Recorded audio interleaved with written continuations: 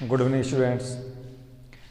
तो आज हम कारक विभक्ति कर रहे हैं। पिछली भी अपने विभक्ति कारक विभक्ति हुई थी, उसका प्रथम विभक्ति और द्वितीय विभक्ति हो गई थी। प्रथम विभक्ति के साथ में आपका कर्ता कारक हो गया था और द्वितीय विभक्ति के साथ में आपका कर्म कारक हो गया था। नेक्स्ट आपकी विभक्ति आती है तृतीय विभक्ति और करण कारक के साथ में। तृतीय विभक्ति करण कारक के साथ में।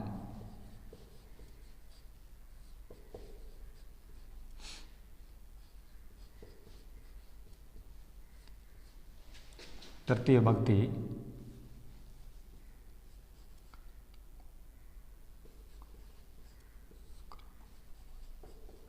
करण कारक, ठीक, करण कारक से या के द्वारा, से या के द्वारा। नेक्स्ट आपकी विभक्ति आती है द्वितीय विभक्ति। प्रथम विभक्ति कर ली थी, प्रथम विभक्ति कर्ता कारक के साथ में, द्वितीय विभक्ति कर्म कारक के साथ में, तृतीय विभक्ति आपके करण कारक के साथ में होती है। ये अपना करेंगे। तो जिस प्रकार से अपने द्वितीय विभक्ति कर रहे थे, द्वितीय विभक्ति में आपके अभित परित समय अनेक्सा कुछ आपके ऐसे शब्द थे जिसके साथ ही द्वितीय विभक्ति का प्रयोग होता है। तो उसी प्रकार से तृतीय विभक्ति में ऐसे कुछ नियम होंगे जिससे अपने तृतीय विभक्ति का क्लियर हो जाएगा। तो पहला आपके नियम तृतीय विभक्ति के लिए, पहला आपके नियम लिखो।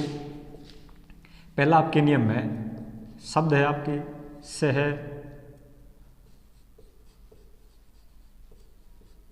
साकम,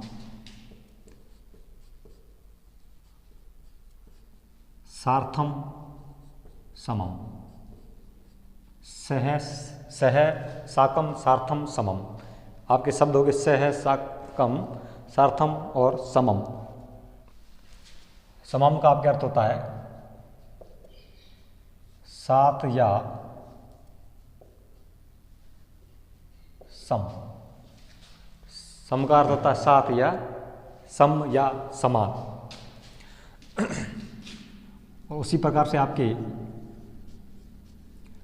पृथक, विना और नाना, ठीक है। ये आपके शब्द ध्यान रखना, ये आपके पृथक, विना, नाना शब्द आपके द्वितीय विभक्ति के साथ में, तृतीय विभक्ति के साथ में और पंचमी विभक्ति के साथ में आती है। और पहले आपके शब्द होंगे स, साकम, सार्थम, समम। इसका ये ध्यान रखना, ये उपपद विभक्ति के अंतर्गत आती है। ये उपपद विभक्ति कारक विभक्ति अपने पहले कर चुकी है। दो विभक्ति के दो भेद होते, उपपद विभक्ति, कारक विभक्ति। तो सह, साकम, सार्थम, समम, पृथक, विना, नाना, ये आपकी तृतीय विभक्ति के ही उपपद विभक्ति के भाग है। जैसे आपके वाक्य लिखो, जैसे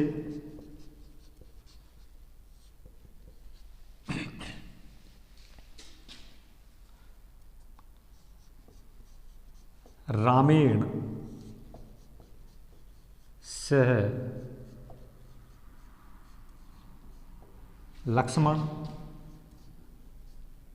वनम वन गत। रामेण से लक्ष्मण वन गत। तो रामेण सह लक्ष्मण वन गत। तो यहाँ के आपका शब्द आ गया, सह शब्द आ गया, जो तृतीय विभक्ति की पहचान है। तृतीय विभक्ति में सह, साकम, सार्थम, समम।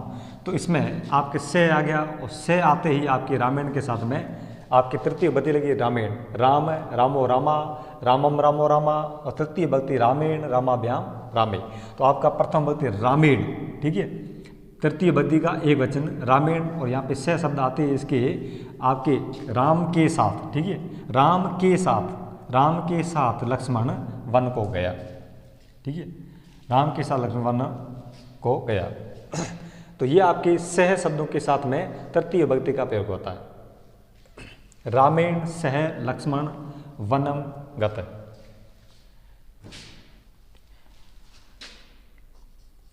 नेक्स्ट आपके पुत्रेण साकम पिता आपणम गच्छति, ठीक है। पुत्रेण साकम पिता आपणम गच्छति। पुत्र के साथ पिता दुकान गया। तो यह आपके शब्द आ गया साकम, सह और साकम। पुत्रेण, साकम के शब्द आते ही आपके इसमें पुत्र के साथ, ठीक है, साकम मतलब साथ में, पुत्र के साथ पिता दुकान गया। तो साकम आते ही आपके साकम के आगे वाला शब्द जो आपके कर्ता होता है उसमें पुत्रेण आपके तृतीय विभक्ति का प्रयोग हुआ। कर्ण के साथ में क्या हुआ? तृतीय विभक्ति का प्रयोग हुआ। साकम और सह के साथ में क्या होता है? तृतीय विभक्ति का प्रयोग होता है। तो इसी प्रकार से आपके शब्द है, 4 शब्द ध्यान रखना, सह, साकम, सार्थम, समम। इन चारों वर्णों, चारों शब्दों के साथ में या पृथक विना नाना में तृतीय विभक्ति का प्रयोग होता है।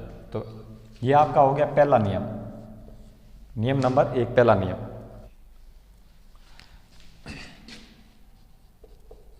तृतीय विभक्ति का ही उदाहरण कारक विभक्ति, कारक विभक्ति। नियम नंबर आप 2 लिखो। क्रिया की सिद्धि में, क्रिया की सिद्धि में जो कारक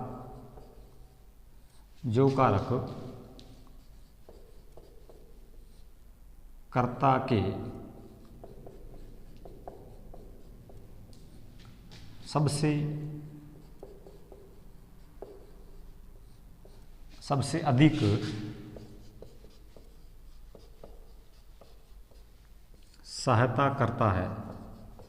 अधिक सहायता करता है उसकी करण कारक संज्ञा होती है। करण कारक संज्ञा होती है, उसकी करण कारक संज्ञा होती है। क्रिया की सिद्धि में जो कारक कर्ता के सबसे अधिक सहायता करता है, उसकी करण कारक संज्ञा होती है। सूत्र आपके इसमें लिखते हैं,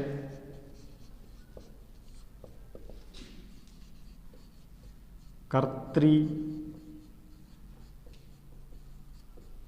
करणस्योस्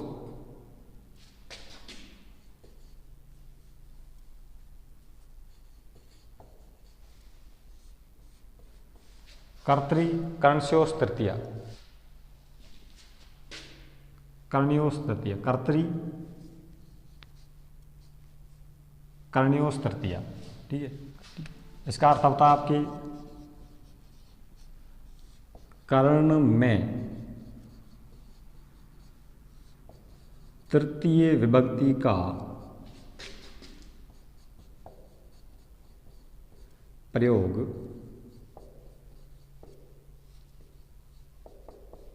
होता है। कर्ण में तृतीय विभक्ति का प्रयोग होता है। कर्तृ कर्णयोस् तृतीया, ठीक है, कर्ण में तृतीय विभक्ति का प्रयोग होता है। कर्ता ने कर्म को कर्ण से तृतीय विभक्ति का प्रयोग होता है। जैसे आपके शब्द आ गया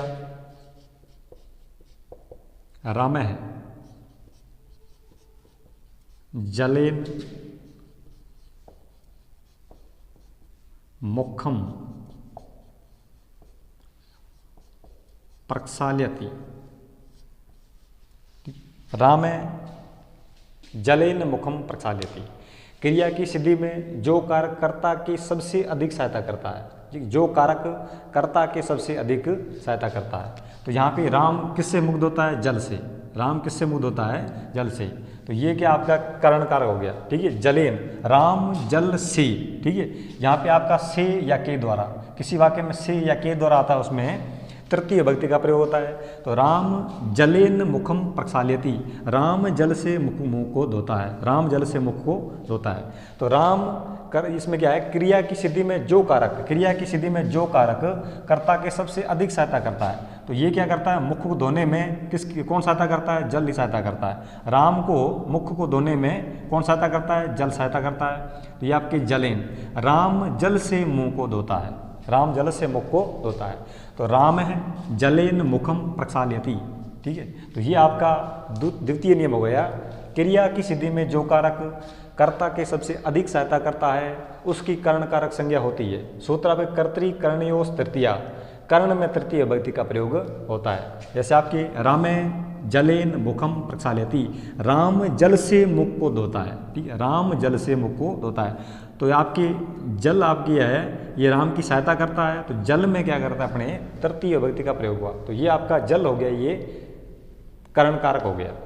ठीक है, तो ये आपका हो गया द्वितीय नियम। नेक्स्ट आपका तृतीय नियम आ गया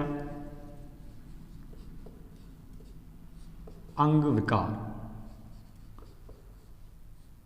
अंग विकार शब्द, शब्द हो गया आपकी अंग विकार है। लिखो अंग विकार में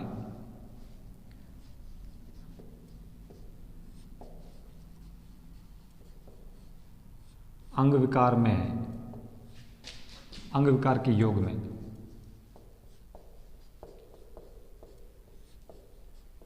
अंग विकार के योग में तृतीय विभक्ति का प्रयोग होता है।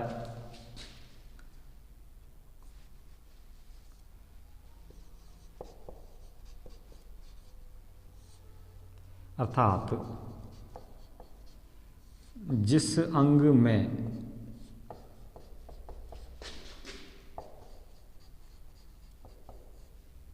विकार तथा दोष हो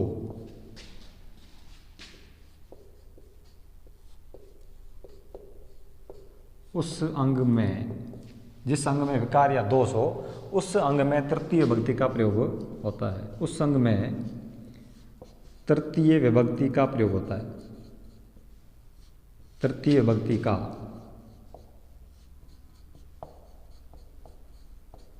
प्रयोग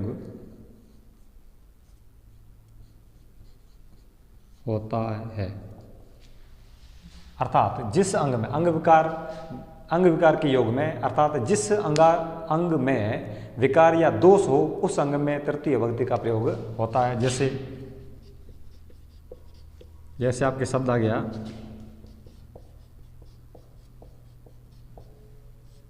सिरसा,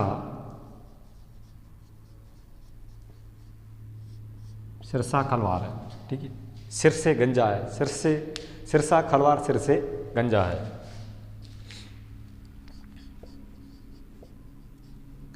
पादेन खंजा, ठीक है, पैर से लंगड़ा है। पादेन खंजा मतलब पैर से लंगड़ा है, पैर से लंगड़ा है। कर्णेन बाधिर, कर्णेन बाधिर।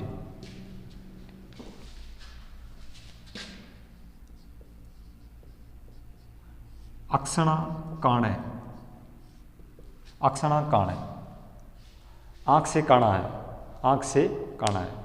तो ये आपके देखो सिरसा खलवार सिर से गंजा है, तो ये आपके अंग विकार हो गया। पादेन खंजा पैर से लंगड़ा है, ठीक है, पैर से लंगड़ा है तो पैरों में अंग विकार हो गया। कर्णेन बाधिर, कानों से बहरा है तो इसमें कान में अपने बहरा है, तो ये आपके अंग विकार हो गया। अक्षण काना, आंख से काना है, आंख से काना है, तो ये आपके हो गया अंग विकार, ठीक है। अंग विकार के योग में तृतीय विभक्ति का प्रयोग होता है। अर्थात जिस अंग में विकार या दोष हो उस अंग में तृतीय विभक्ति का प्रयोग होता है। जैसे आपके हो गया सिरसा खलवार, कर्णेन बाधिर, पादेन खंजा और अक्षणा काण है। तो ये आपका नेक्स्ट नियम और तृतीय नियम हो गया।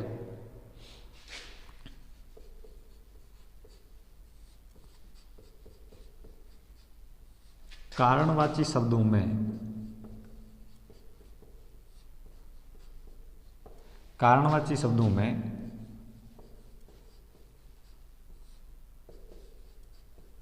तृतीय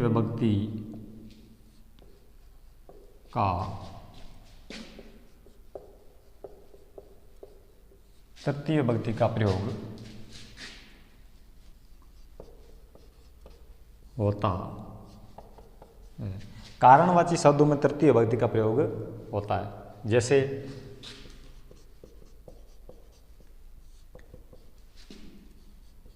सह,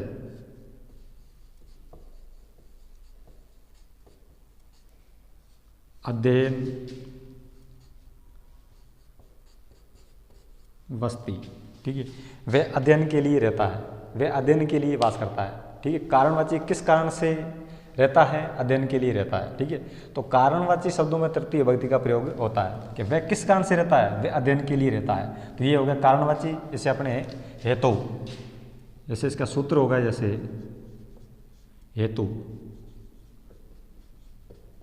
हेतु। तो कारणवाची शब्दों में तृतीय विभक्ति का प्रयोग होता है। जैसे आपके शब्द हो गया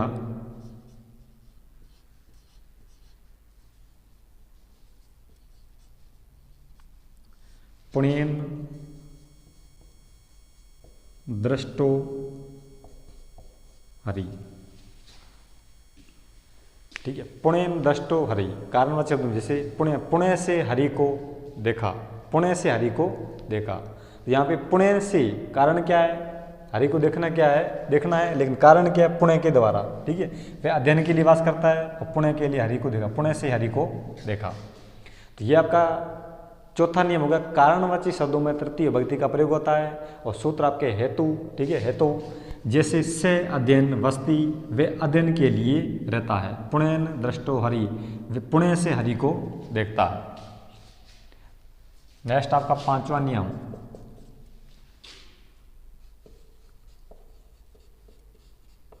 विशेष चिन्ह।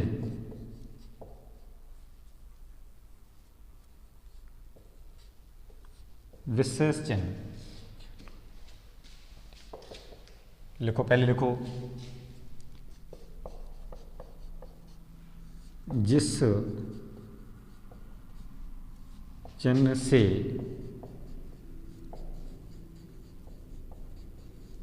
किसी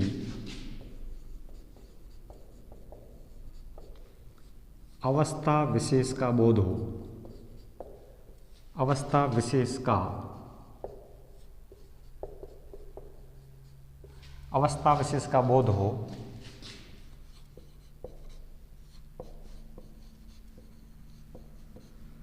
उस चिन्ह में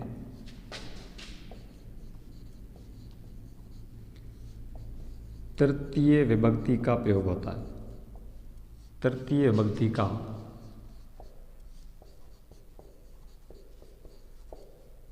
प्रयोग होता है। ठीक, जिस चिन्ह से किसी अवस्था विशेष का बोध हो, उस चिन्ह में तृतीय विभक्ति का प्रयोग होता है। ठीक है, नेक्स्ट आपका पांचवा नियम हो गया, विशेष चिन्ह, जिस चिन्ह से किसी अवस्था विशेष का बोध हो, उस चिन्ह में तृतीय विभक्ति का प्रयोग होता है। जैसे आपके शब्द हो गया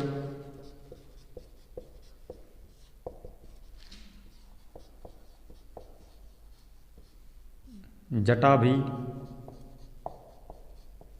तापस प्रतीयते, जटा भी तापस प्रतीयते। ठीक है, यहाँ पे शब्द देखो कि जिस चिन्ह से किसी अवस्था विशेष का बोध हो, उस चिन्ह में, ठीक है, जिस चिन्ह से किसी अवस्था विशेष का बोध हो, उस चिन्ह में तृतीय विभक्ति का प्रयोग होता है। जैसे जटापि तापस प्रतीयते। ठीक है, जटाओं से, जटापि तापस, जटाओं से तपस्वी प्रतीत होता है। ठीक है, यहाँ पे आपके विभक्ति होगी आपकी तृतीय विभक्ति। ठीक है, तृतीय विभक्ति, रामेण रामाभ्याम रामे, लेकिन स्त्री, जब स्त्रीलिंग शब्दों में आपके शब्द आता है नद्या नदीभ्याम नदी भी। ठीक है, तो ये आपका जटा भी क्या है, तृतीय विभक्ति है। जटा भी क्या है, तृतीय विभक्ति। विशेष चिन्ह में, विशेष चिन्ह क्या है यहाँ पे, विशेष चिन्ह जटा भी, जटाओं से तपस्वी प्रतीत होता है, जटाओं से तपस्वी प्रतीत होता है। तो ये आपकी स्त्रीलिंग शब्द है, जटा भी, जटा क्या है, स्त्रीलिंग शब्द है। तो नद्या की तृतीय विभक्ति क्या होगी आपकी, एक वचन में, नद्या नदीभ्याम नदी भी। तो यहाँ पे आपके बहुवचन आ गया। ठीक है, जटाओं से, जटाओं से तपस्वी प्रतीत होता है, जटा भी तापस प्रतीयते, जटा भी तापस प्रतीयते।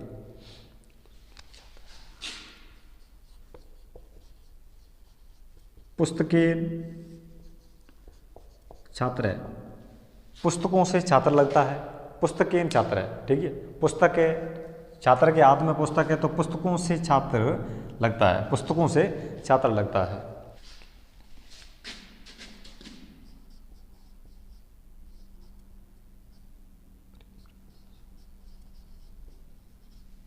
परिव्राज के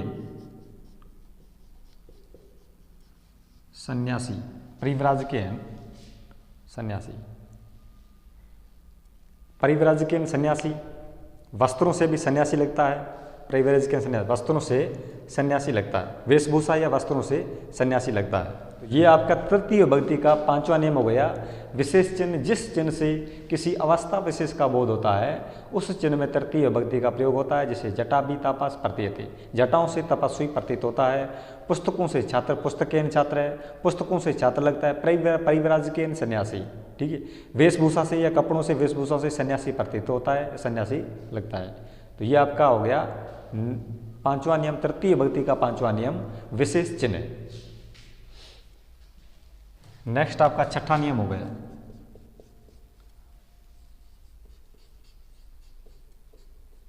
अपवर्गे तृतीया। अपवर्गे तृतीया, इसमें लिखो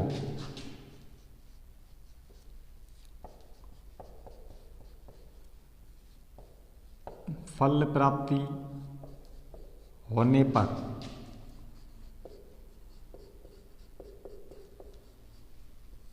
कालवाची व्यय, कालवाची व्यय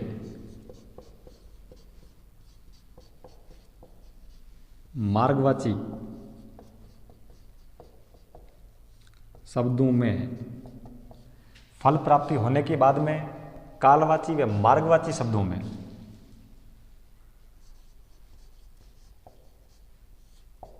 तृतीय विभक्ति का प्रयोग होता है, ठीक है। कालवाची, मार्गवाची, चलने वाली वस्तुएं, लगातार काम हो रहा है, वो मार्गवाची शब्दों में, ठीक है।